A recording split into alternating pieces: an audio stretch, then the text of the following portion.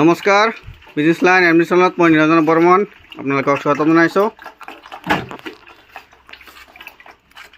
বন্ধুসকল, বহুত এটা সপোন দেখিছিলোঁ যে বেলেগতো কাম বন নাই, মানে কেইটামান গাহৰি পালন কৰি মানে ছাকচেছ হ'ম বুলি ভাবিছিলোঁ। ভাবিছোঁ 15-20টামান গাহৰি পালিম আৰু একো কাম কৰিব নালাগে। কিন্তু বৰ্তমান যি শুনা পাই আছোঁ কি বোলে বাহিৰা কোম্পানী আহিব, এইবিলাক আহিলেতো থাইলেণ্ডৰ পৰা বোলে কিবা কোম্পানী বহে নে কি বহে, কিতাপ বহিলেতো আৰু আমাৰ গাহৰি পুহি আৰু কি কৰিম, একো নহ'ব। মানে জাগাখিনি অলপ ভাল আছিল, ইফালে আৰু 3টামান ৰুম বনাই আছিলোঁ গাহৰিৰ কাৰণে। মটৰ মাৰি দিম, ইয়াৰ মলমূত্ৰ যিমান থাকিব চব যাব নদীত পানীত। কিন্তু বনাই আছিলোঁ, এতিয়া শুনা পাই আছোঁ যে আৰু কিবা থাইলেণ্ডৰ কোম্পানী বহিব। কি হ'ব এতিয়া? এইবিলাক বনাই বেকাৰ যাব। কোম্পানী যদি নবহে তেতিয়াহ'লে ভাল আছিল, কিবাকৈ হ'লেও গাহৰি কেইটামান পুহি অলপ চলপ কাম বন কৰি মানে যিবিলাক আমাৰ গাহৰি পালক আছে সকলোৱে এটা চলিব পৰা সুবিধা আছিল গাহৰিকেইটালৈ। কিন্তু বৰ্তমান এইটো অৱস্থাত একো নহ'ব।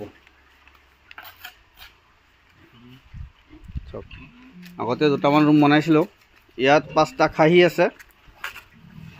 আৰু যিহেতু আমি ব্ৰিডিং ফাৰ্ম কৰিম বুলি ভাবিছিলোঁ, ইয়াত মাইকী ৰাখা আছে 3টা আৰু ডাঙৰ আছে 5টা, 8টা, টোটাল 10টামান মানে মাইকী ৰাখিম বুলি ভাবিছোঁ ব্ৰিডিঙৰ কাৰণে। তো কি বা হয়, আৰু যদি কোম্পানী বহে এতিয়া চব এইবিলাক বিক্ৰী কৰি দি এই কেৰালাত কামত যাব লাগিব, উপায় নাই আৰু। বহিৰাজ্যত কামত গ'লেওতো তাৰ পৰা খেদায়, আৰু কেতিয়াবা নিউজত দেখা পাওঁ যে বহিৰাজ্যৰ পৰা মানুহবিলাক খেদি খেদি মাৰি আছে, খেদাই আছে। আৰু এতিয়া বহিৰাজ্যতো দূৰ, বিদেশৰ পৰা কোম্পানী বহাব আমাৰ অসমত। চাওক কেনেকুৱা হ'ব। আমি যদি বহিৰাজ্যত কাম কৰিব যাওঁ অসমৰ বাহিৰত, তেতিয়াহ'লে আমাক খেদি খেদি মাৰে তাৰে পৰা।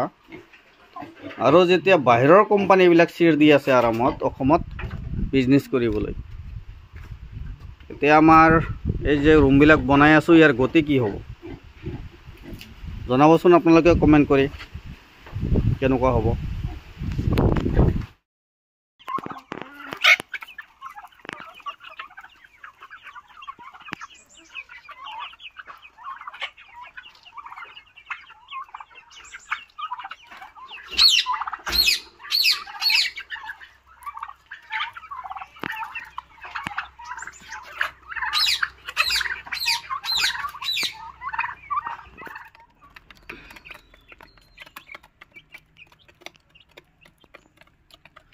নমস্কাৰ, বিজনেছ লাইন এডমিশ্যনত মই নিৰঞ্জন বৰ্মন আপোনালোকক স্বাগতম জনাইছোঁ।